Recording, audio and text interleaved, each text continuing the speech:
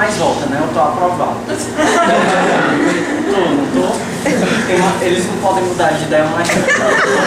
Então, eu queria fazer um relato meu. Eu fiz essa vida de mestrado. Certo.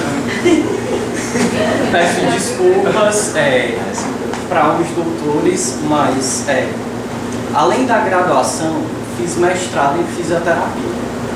Só ainda não fiz doutorado, porque acho o título de mestre muito mais legal do que o de doutor. O mestre tem súditos, já o doutor tem pacientes, um catarrento, outro desconjuntado. Prova que o mestre é mais legal é que as grandes figuras são mestres. O Yoda é mestre Yoda, não doutor Yoda. Mestre Splinter, mestre dos magos, tudo mestre. Quem é doutor? Doutor Hollywood? Doutor Dolittle? Não sei vocês, mas eu acho muito melhor ter poderes Jedi do que falar com Arara.